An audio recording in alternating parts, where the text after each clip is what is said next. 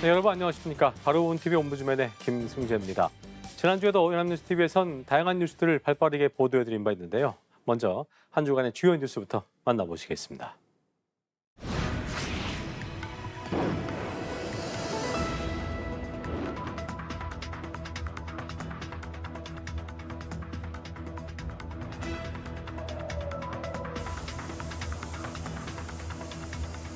대한민국 정부의 압력을 강하여 제 즉각적인 석방을 요구해 주시기를 호소합니다.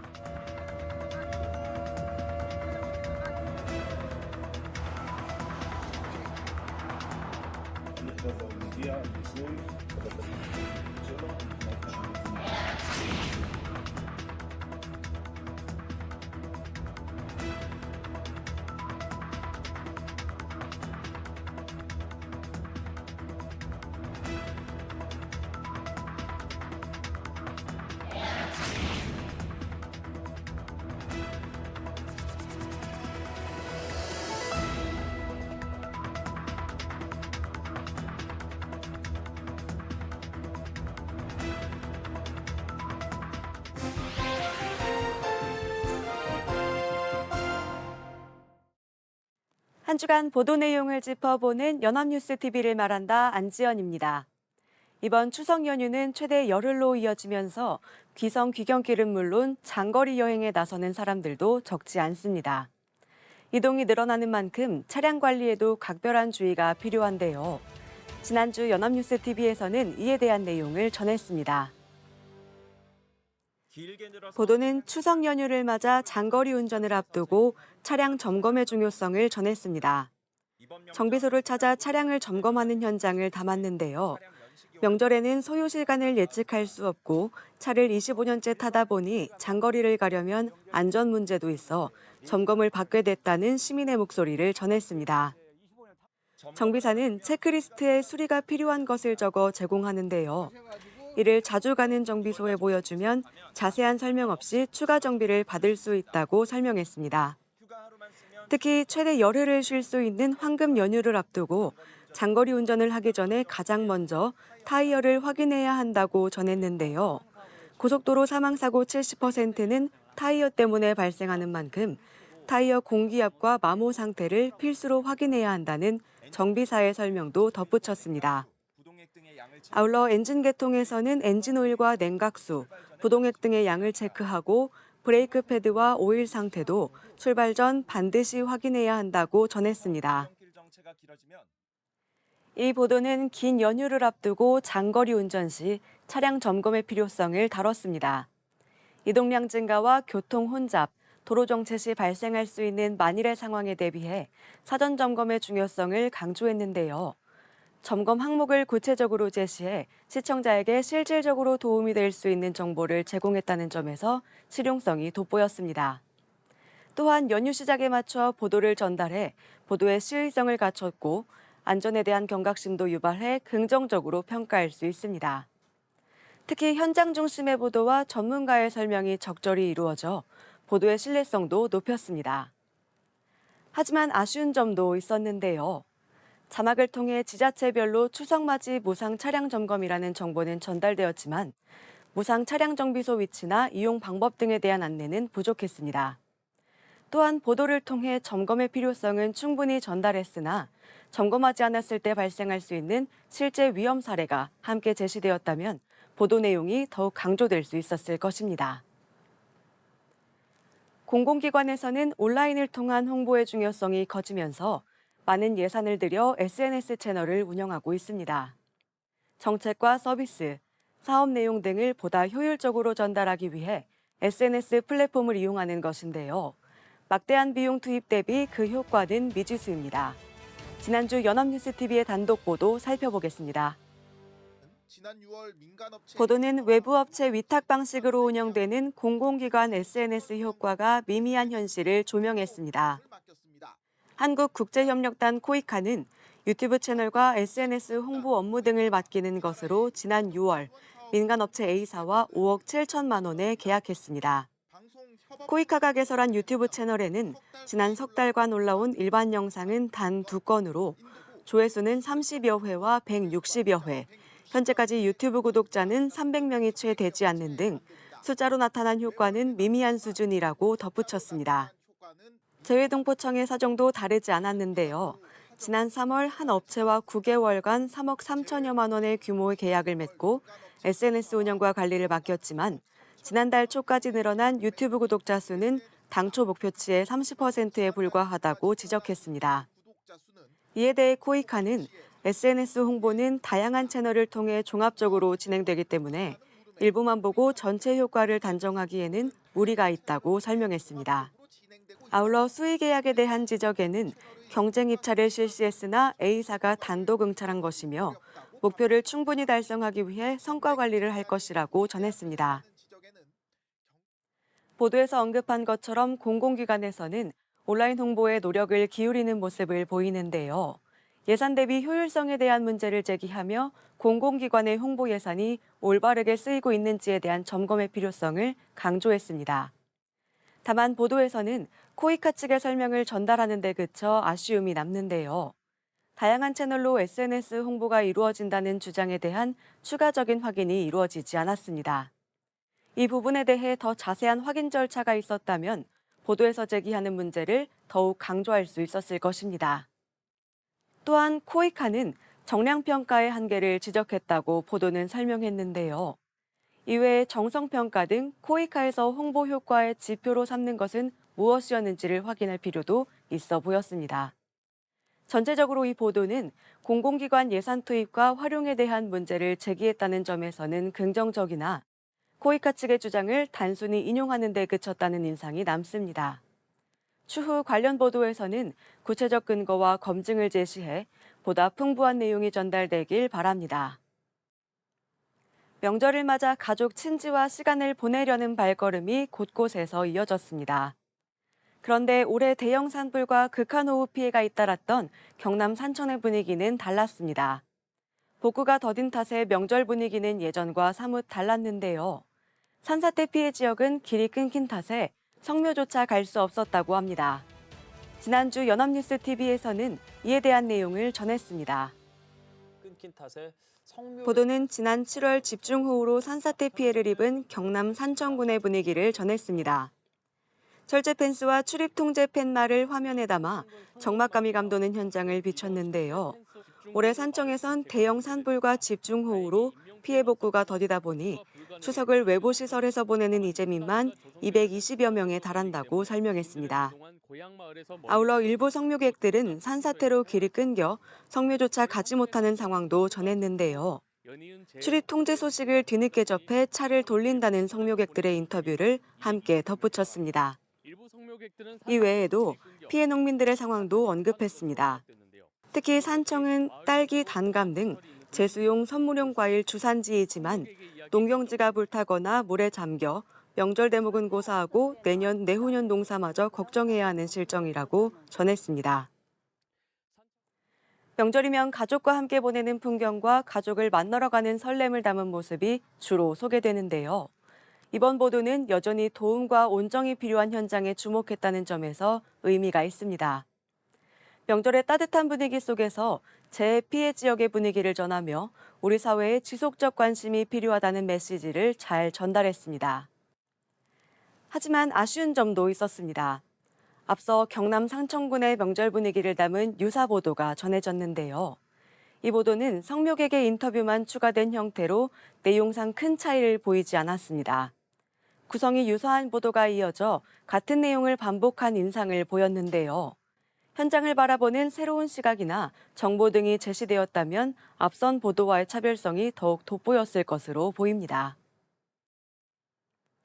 무인 계산기로 음식을 주문하고 영화표를 발권하는 등 디지털 전환이 일상이 됐지만 디지털 기기 사용이 익숙지 않은 어르신들은 오히려 소외감과 상실감을 경험합니다. 초고령 사회에 진입한 만큼 이러한 변화에 대응하기 위한 교육과 사회적 지원이 필요한 상황인데요. 지난주 연합뉴스TV의 관련 보도 살펴보겠습니다. 보도는 서울시의 디지털 교육 프로그램에 참여했던 어르신들이 직접 현장 학습에 나선 모습을 담았습니다. 멀티플렉스 영화관을 찾은 어르신들이 낯선 공간에 직원 대신 키오스크가 자리하면 예매부터 쉽지 않다는 점을 언급하며 60세 이상 고연령층 중 디지털 기기 사용에 어려움을 느낀 적이 있다고 답한 비율은 77.7%라고 덧붙였습니다. 보도에 따르면 서울시는 디지털 소외감 해소를 위해 지난 2020년부터 거점 센터 7곳을 중심으로 디지털 배움터를 운영하고 있습니다. 디지털 교육은 어르신들의 문화생활은 물론 정서적 자신감을 회복하는 역할을 합니다. 실제 학습에 나선 어르신들은 처음엔 키오스크 사용이 낯설고 어려웠지만 반복 사용과 교육 프로그램을 통해 점차 익숙해지고 즐거움을 느끼게 됐다는 소감을 전했습니다. 이 보도는 디지털 소외 문제 해소를 위한 교육 현장에 주목했습니다. 일상의 많은 부분이 디지털로 전환된 현실에서 디지털 기기 사용이 익숙지 않은 고령층이 겪는 어려움과 이를 극복하기 위한 현장의 노력을 보여줬습니다. 실제 현장을 찾아 교육에 참여한 어르신들의 목소리로 교육의 효과를 전달했는데요. 디지털 환경에 대한 적응과 자신감 회복 등의 메시지를 전달했습니다. 또한 교육에 참여한 강사의 의견을 전달해 교육의 취지도 더 잘 이해할 수 있었습니다. 또 초고령 사회에 접어든 현재 고령층의 사회적 소외와 고립감 해소를 위한 정책적 노력을 잘 보여줬습니다. 고령층에게는 교육 참여 기회를 제공하고 젊은 세대에는 디지털 환경에서 고령층에 대한 배려가 필요하다는 메시지를 전달해 세대 간 공감과 존중의 가치를 부각했다는 점에서 의미가 있습니다. 추후 관련 보도에서는 어르신들의 교육 참여와 자신감 회복 등에 대한 젊은 세대의 긍정적 인식을 담은 내용을 함께 전달한다면 세대 간 이해와 소통의 의미를 더욱 강조할 수 있을 것으로 보입니다. 지금까지 연합뉴스TV 시청자평가였습니다.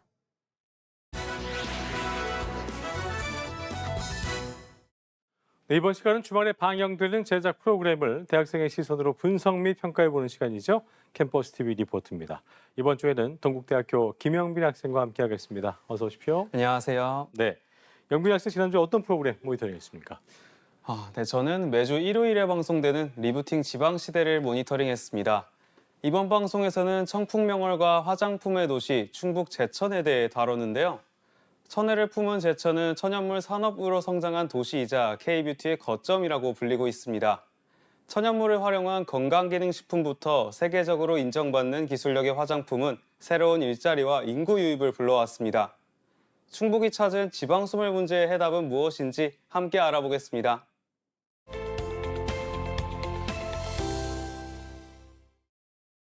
방송은 충북 제천의 모습을 보여주며 시작합니다.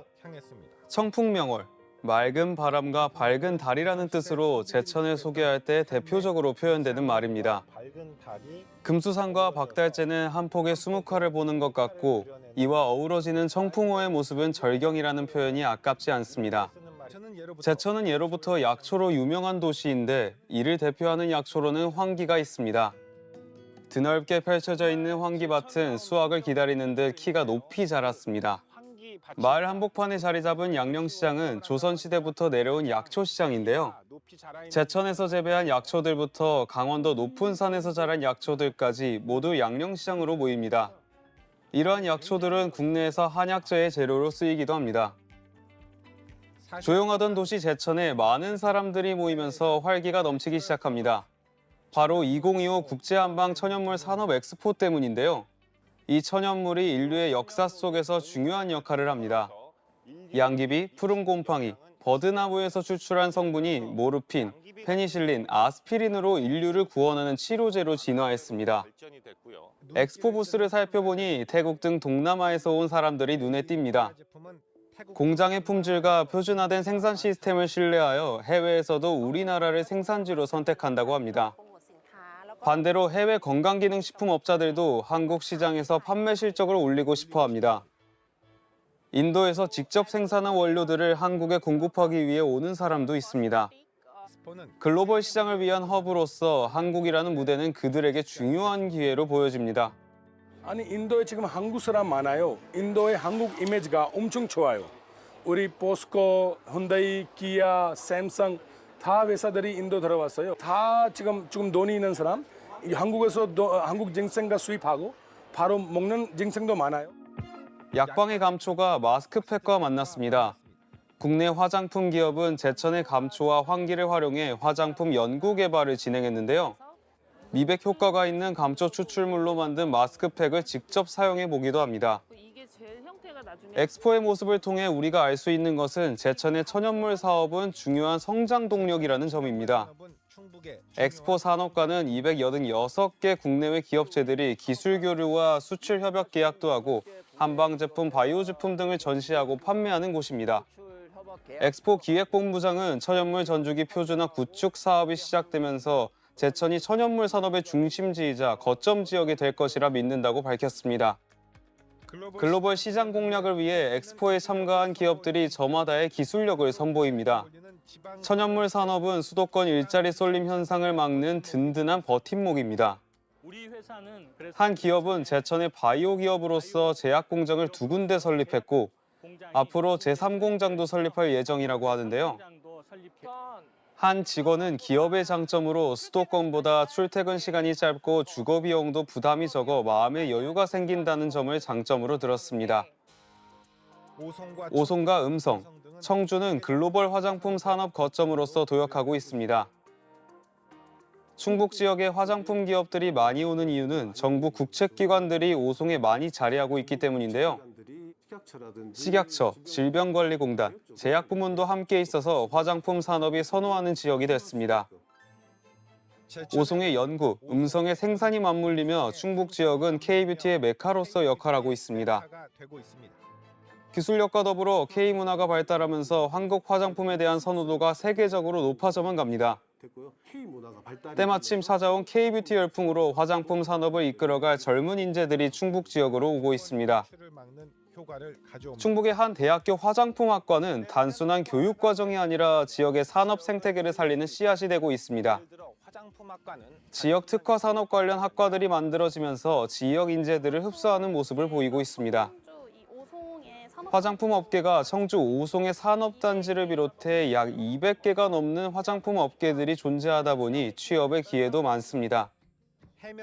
해면동물 미세 구조체를 추출하여 피부 자극을 줄이고 미백이나 피부 탄력을 개선하는 성분을 만들어낸 회사가 있습니다. 이 성분은 천연 스피큘로 미세한 상처를 내어 피부 속으로 침투하고 유효 성분 흡수를 돕습니다. 일반 스피큘에 비해 천연 스피큘은 피부가 민감한 사람들도 거부감 없이 받아들일 수 있다는 장점이 있습니다. 이러한 기술을 개발하기 위해서는 젊은 인재들이 지속적으로 정주하는 것이 필요합니다. 제약회사를 다니던 이은혜 씨는 화장품 회사로 이직해 관심 있는 분야에서 새로운 개발을 이어나가는 것에 큰 만족감을 느끼고 있습니다. 사람이 줄어들고 일자리가 줄어들면서 취업의 기회가 많은 수도권으로 젊은 인재들이 떠나갑니다. 이 지방 소멸의 악순환을 막기 위해서는 어떻게 해야 할까요? 전통의 약초부터 뷰티 산업을 이끌어가는 충북의 다양한 시도를 주목하면서 방송은 마무리됩니다.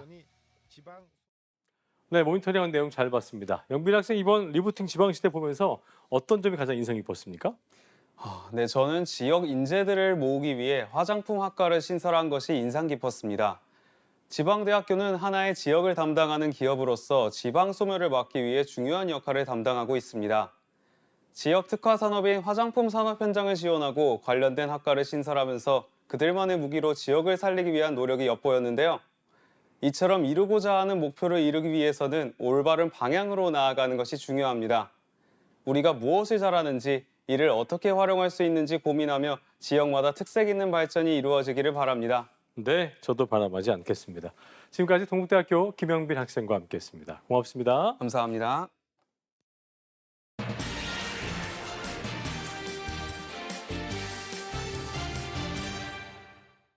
네, 서버 안에 불이 나자 국가가 멈춰섰습니다. IT 강국의 자부심은 흔들렸고 책임은 여전히 공방 속에 묻혔는데요. 언론이 해야 할 일은 무엇일지 오늘 TV와 비평에서 관련 내용 자세히 짚어보도록 하겠습니다. 도움 말씀에 서강대학교 임종섭 교수와 함께합니다. 어서 오십시오. 네, 반갑습니다. 네. 지난 26일이었습니다. 대전에 위치한 국정자원 화재로 인해서 정부의 온라인 서비스가 대거 멈춰서는 초유의 사태가 발생을 했는데요. 어떤 서비스가 중단이 됐고 피해 현황을 알린 보도가 좀 많았었는데 네. 관련 내용 정리를 해볼까요? 예. 네, 먼저 언론은 중단된 서비스와 시스템 현황을 다루었습니다. 연합뉴스는 이번 사고를 보기 쉽게 그래픽으로 정리했습니다. 네. 9월 26일 오후 8시 16분에 화재가 일어났고 22시간이 지나 완전히 진화됐습니다. 전산망 피해로 709개 행정 서비스 시스템이 정지됐고 예. 5층 전산실에 있는 96개 시스템이 전소됐으며 이를 대구 센터로 이전해 복구하기까지 한 달가량 걸릴 것으로 예상됩니다. 중앙부처 공무원들이 업무 자료를 저장하는 G 드라이브가 소실됐으며 전소된 1등급 시스템은 국가보훈부의 통합보훈, 국민권익위원회의 국민신문고 서비스, 예. 법제처의 국가법령센터, 행정안전부의 안전 디딤돌이었습니다. 피해 사항과 원인에 주목한 보도도 있습니다. 예. 중앙일보는 이번 화재는 5층 전산실에서 리튬이온 배터리를 지하로 옮기다가 발생했다고 전했습니다. 무정전 전원 장치와 리튬이온 배터리, 서버 등 전산 장비가 같은 공간에 있어 이들 예. 장비를 지하로 옮기기 위해 배터리 케이블을 분리하고 전원을 차단했는데 불꽃이 튀면서 불이 난 것으로 추정됐습니다. 소방당국은 리튬이온 배터리 화재는 대량의 물을 뿌려 냉각하지만 5층 전산실은 국가 주요 정보를 관리하기 때문에 서버 보호를 위해 소량의 물을 뿌리고 연기를 빼는 작업을 했습니다. 이러다 보니 내부 온도가 160도까지 올라가 진압에 어려움을 겪었다고 이 신문은 설명했습니다. 복구 상황에 대한 언론의 보도 좀 내용 짚어볼까요? 예. 복구가 더딘 이유로 언론은 분진 피해와 시스템 간의 복잡한 연계성을 꼽았습니다. 뉴스원, 세계일보, SBS, 동아일보의 보도를 보면 전산실 시스템에 불이 나면서 많은 분진이 발생했는데 서버 전문 청소업체가 복구 전에 분진을 제거하는데 상당한 시간이 걸리는 것으로 나타났습니다. 예. 분진의 입자가 아주 작아 이를 제거하지 않고 시스템을 가동하면 시스템이 완전히 고장나 복구가 불가능할 수도 있다는 것입니다. 중앙일보는 공직자 통합 메일 시스템이 복구된 지 이틀 만에 다시 멈췄는데 사용량이 한꺼번에 몰렸기 때문이라고 설명했습니다. 예. 화재 피해가 적은 2, 4층 전산 시스템은 예. 화재가 일어나는 5층에 전소된 시스템과 연결돼 있어 복구 속도가 더딘 것으로 나타났습니다. 화재에 영향을 받지 않은 317개 시스템 중 상당수가 5층 전산실의 공용 저장 장치에 연결돼 이들만 따로 복구하는 것이 불가능한 상태입니다. 그렇군요. 전자신문 보도에 따르면 행정안전부는 복구 비율이 시스템 규모보다는 중단된 시스템 수를 계산하기 때문에 복구 진척이 더딘 것처럼 보인다고 설명했습니다. 예. 원인과 재발 방지책에 대한 분석이 중요해 보이는데요. 네. 관련 보도 내용 정리해 보죠. 예. 중요 사건이 발생하면 언론은 원인과 책임 소재를 발빠르게 따집니다. 예. 이번 화재의 언론은 시스템 이중화 미비와 예산 부족을 지적했습니다. 연합뉴스는 국가정보자원관리원의 서버는 복구 환경을 갖췄으나 클라우드의 복구 환경이 구축되지 않은 점이 원인이라고 보도했습니다. 예. 클라우드 운영 체계 규모가 커서 같은 환경을 갖춘 쌍둥이 클라우드 시스템을 다른 지역에 두는 서비스 이중화 체계가 필요했습니다. 예. 이 기관의 대전 본원은 공주센터와 이중화 작업을 계획했으나 예산 문제로 진행되지 못했다고 연합뉴스는 전했습니다. 조선일보는 2017년 디지털 정부를 내세워 정부 24 서비스를 시작했으나 시스템의 이중 운영 체계는 마련하지 못했다고 지적했습니다.